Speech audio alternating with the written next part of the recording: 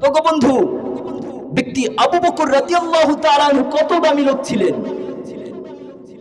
তিনি বুড়ির বাড়ির সামনে হযরত ওমরকে কি জবাব দিলেন, এই জবাবটার ওজন কত, এটা যদি বুঝতে চাই তাহলে আমাকে আপনাকে আগে বুঝতে হবে ব্যক্তি আবু বকর রাদিয়াল্লাহু তাআলা আনহু কত দামি লোক ছিলেন। তো প্রিয় উপস্থিতি, আবু বকর রাদিয়াল্লাহু তাআলা আনহু কত দামি লোক ছিলেন। সময় স্বল্প, সংক্ষেপে আকারে আবু বকর রাদিয়াল্লাহু তাআলা আনহুর জীবনীটাকে আপনাদের সামনে পেশ করছি। একদিন মদিনার স্বচ্ছ আকাশের দিকে তাকিয়ে আম্মা আয়েশা রাদিয়াল্লাহু তাআলা আনহা রাসূলকে জিজ্ঞাসা করতেছেন, ইয়া রাসূলুল্লাহ, ইয়া হাবিবাল্লাহ, নবী গো, আপনার উম্মতের মধ্যে এমন কেউ কে আছে?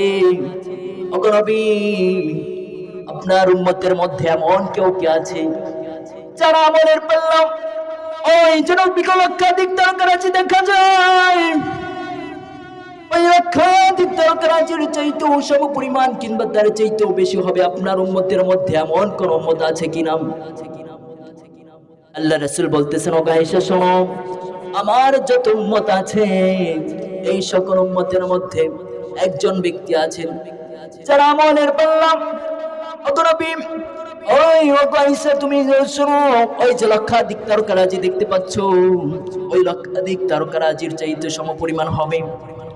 আম্মা আয়েশা রাদিয়াল্লাহু তাআলা আনহা মনে মনে ভাবতেছেন, জানি তো একজন কি হবে, আমার পিতা আবু বকর ছাড়া আর কি হবে, কারণ একজন যেহেতু বলেছেন রাসূল, তাহলে আমার পিতা আবু বকরই হবে বলে আম্মা জান জানছেন।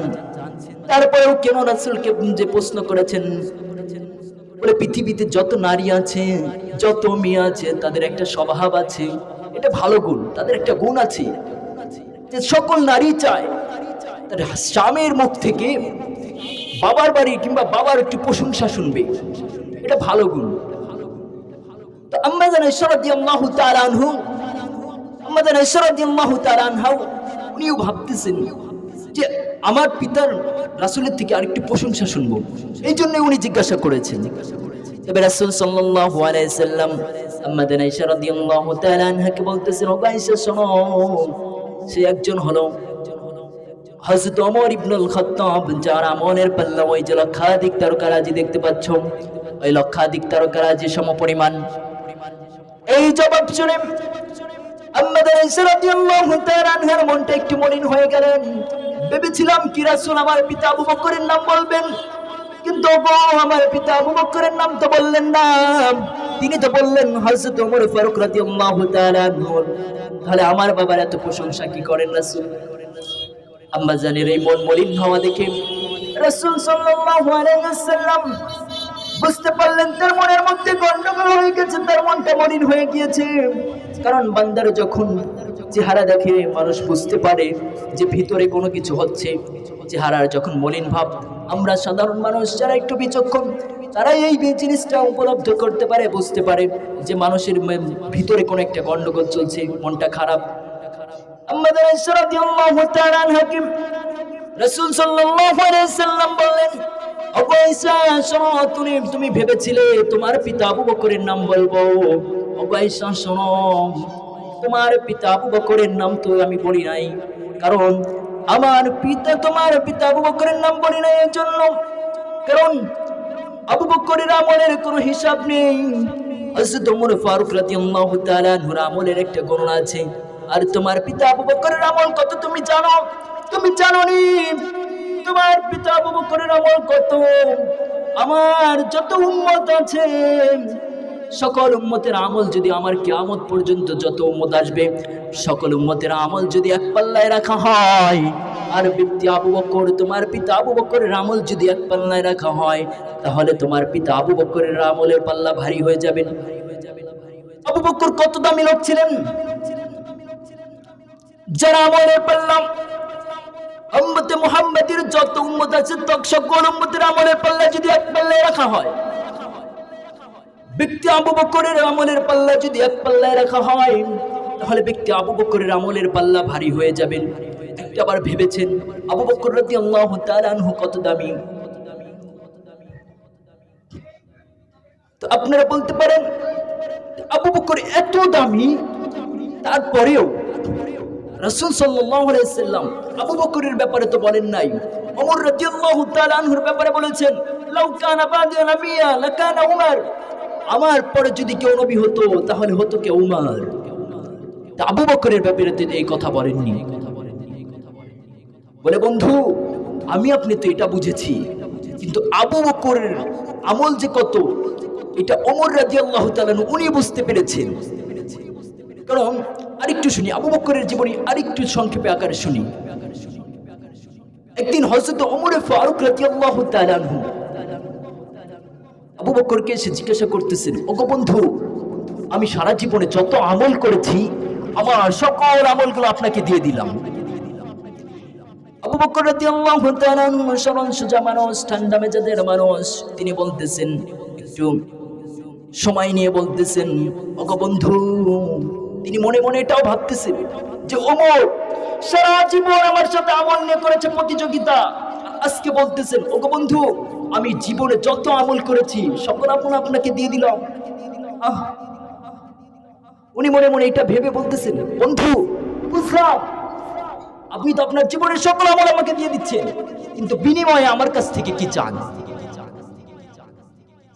হযরত ওমর ফারুক রাদিয়াল্লাহু তাআলা আনহু বলতেছেন, বন্ধু বেশি কিছু চাই না, ওই যে হিজরতের রাত্রিতে আপনি রাসূল সাল্লাল্লাহু আলাইহি ওয়াসাল্লামের সাথে যে 3টি রাত্রি অতিবাহিত করেছিলেন, ওই 3টি রাত্রি হলেই যথেষ্ট। আবু বকর রাদিয়াল্লাহু তাআলা আনহু কি বলতেছেন, ওই হিজরতের রাত্রে রাসূল কি করেছেন, আবু বকর রাদিয়াল্লাহু তাআলা আনহু কি আমল করেছেন, যার এত ওজন, এত দামি, যে ব্যক্তির আবু বকর রাদিয়াল্লাহু তাআলা আনহুর সাথে ওমর রাদিয়াল্লাহু তাআলা আনহু নিজের সারা জীবনের আমল তাকে দিয়ে দিয়ে বলতেছেন, বন্ধু আমাকে ওই 3 দিনের আমল দেন। আবু বকর রাদিয়াল্লাহু তাআলা আনহু বলেন, সংক্ষেপে শুনি, ওই গুহার মধ্যে রাসূল সাল্লাল্লাহু আলাইহি সাল্লামের সাথে কি এমন ঘটেছিলেন। কারণ এইটা রাসূল সাল্লাল্লাহু আলাইহি সাল্লাম আবু বকর রাদিয়াল্লাহু তাআলা আনহুর যে এত আমল, ওই গুহার এত আমল, ভারী আমল, এইটা হযরত ওমর ফারুক রাদিয়াল্লাহু তাআলা আনহু কিভাবে বুঝতে পারলেন? বলে বন্ধু, এই উপস্থিতি যখন হিজরতের জন্য রাসূল সাল্লাল্লাহু আলাইহি ওয়াসাল্লাম আবু বকরকে বলেছিলেন, ওগো বন্ধু আবু বকর, তোমাকে আমার সাথে হিজরত করতে হবে। এই কথা যখন আবু বকরকে যেদিন রাসূল বলেছিলেন, আবু বকর ওই দিন থেকে রাসূল সাল্লাল্লাহু আলাইহি ওয়াসাল্লামের জন্য অপেক্ষা করতেন। শুধু অপেক্ষা করতেন তাই না, সারা রাত্রিতে রাসূল সাল্লাল্লাহু আলাইহি ওয়াসাল্লামের জন্য দরজার সাথে পিঠ লাগিয়ে, নিজের পিঠটা টেক লাগিয়ে সারা রাত্রি না ঘুমিয়ে রাসূল সাল্লাল্লাহু আলাইহি ওয়াসাল্লামের জন্য অপেক্ষা করতেন, যে কখন জানি রাসূল এসে আমাকে সালাম দিবেন আর আমি গভীর ঘুমে থাকবো। আর এদিকে কাফের বাহিনী রাসূলের পিছু চলে আসবে, আর আমি যদি দেরি করি খুলতে, তাহলে এদিকে রাসূল সাল্লাল্লাহু আলাইহি সাল্লামকে তারা যদি শহীদ করে ফেলে, তাহলে আমি আবু বকর ঘুমাবো আর রাসূল আমার জন্য কষ্ট করবেন, অসম্ভব। আবু বকর রাদিয়াল্লাহু তাআলা আনহু হিজরতের রাত্রে রাসূল সাল্লাল্লাহু আলাইহি সাল্লাম গিয়ে যখন আবু বকর রাদিয়াল্লাহু তাআলা আনহুর দরজায় যখন আঘাত করেন, দরজায় আঘাত করার সাথে সাথে আবু বকর রাদিয়াল্লাহু তাআলা আনহু ভিতর থেকে দরজা খুলে দিলেন। দেখেন আর কেউ না, যে রাসূল এসেছেন। রাসূল সাল্লাল্লাহু আলাইহি সাল্লাম যখন আবু বকর রাদিয়াল্লাহু তাআলা আনহু তাৎক্ষণিক দরজা খুললেন, দরজা তাৎক্ষণিক খোলার কারণে আবু বকরকে বলতেছেন, ওগো আবু বকর, তুমি কি রাত্রি বেলা ঘুমাও না? আমি তোমার দরজা নক করার সাথে সাথে তুমি দরজা খুলে দিলে, তুমি কি রাত্রি বেলা একটুও ঘুমাও না? আবু বকর রাদিয়াল্লাহু তাআলা আনহু বলতেছেন, ওগো রাসূল, আপনি যেই দিন বলেছিলেন আবু বকর তোমাকে আমার সাথে হিজরত করতে হবে, সেই দিন থেকে আমি আবু বকর বিছানার সাথে পিঠ লাগাই না। বুঝতে পারছেন আবু বকরের কুরবানি কত? শুধু তাই নয়, আবু বকর রাদিয়াল্লাহু তাআলা আনহু রাসূল সাল্লাল্লাহু আলাইহি সাল্লাম যখন হিজরতের জন্য মদিনার দিকে রওনা হলেন, মদিনার দিকে যাচ্ছেন, রাস্তার পথিমধ্যে যখন এদিকে কাফের বাহিনীরা ঘোষণা করে দিল রাসূলকে যে পাবে তাকে সম্মানজনক পুরস্কার দেওয়া হবে, রাসূল সাল্লাল্লাহু আলাইহি সাল্লাম আর আবু বকর রাদিয়াল্লাহু তাআলা আনহু গারে সুর মধ্যে আশ্রয় নিলেন। গারে রাসূলের গুহার মধ্যে আশ্রয় নিয়ে যখন রাসূল সাল্লাল্লাহু আলাইহি সাল্লাম ক্লান্ত শরীর নিয়ে আবু বকর রাদিয়াল্লাহু তাআলা আনহুর হাঁটুর উপর মাথা দিয়ে একটু বিশ্রাম করছিলেন, ইতিমধ্যেই কাফের বাহিনী রাসূল সাল্লাল্লাহু আলাইহি সাল্লামকে ধরার জন্য ওই গুহার মুখের কাছে এসে দাঁড়িয়ে গিয়েছেন। হযরত আবু বকর রাদিয়াল্লাহু তাআলা আনহু হতাশার চেহারা নিয়ে রাসূলকে বলতেছেন, ওগো আল্লাহর রাসূল, ওই দেখেন গুহার মুখের দিকে তাকিয়ে দেখেন কাফের বাহিনী এসে পৌঁছে গিয়েছে। তারা আমাদের এই গুহার দিকে তাকানোর প্রয়োজন নাই, আমাদের এই গুহার দিকে তাদের তাকানোর কোনো প্রয়োজন নাই। তারা যদি তাদের নিজের পায়ের দিকে তাকান তাহলে আমাদের দেখে ফেলবেন। ওগো রাসূল, এই গুহার মাঝে রাসূল সাল্লাল্লাহু আলাইহি ওয়াসাল্লাম যখন আশ্রয় নিয়েছিলেন আবু বকর রাদিয়াল্লাহু তাআলা আনহুকে নিয়ে, এখানে কিছু জাল কিছু কথা বা গলত মাসুর কিছু বিষয় আমরা জানি। তার মধ্যে অন্যতম একটি হলো, আমরা অনেকেই শুনেছি ছোটবেলা থেকে, যে অনেকের কাছ থেকে শুনেছি যে এই গুহার মধ্যে রাসূল সাল্লাল্লাহু আলাইহি ওয়াসাল্লাম আবু বকর যখন আশ্রয় নিলেন তখন নাকি একটা কবুতর, দুটা কবুতর এসে বাসা বেঁধেছে এবং ওই বাসার মধ্যে ডিমও দিয়েছেন, দুটা তিনটা, এক একজন এক একভাবে বলেছেন। তো এই যে একটা ঘটনা, এই ঘটনাটা একদম ভিত্তিহীন, বানোয়ার।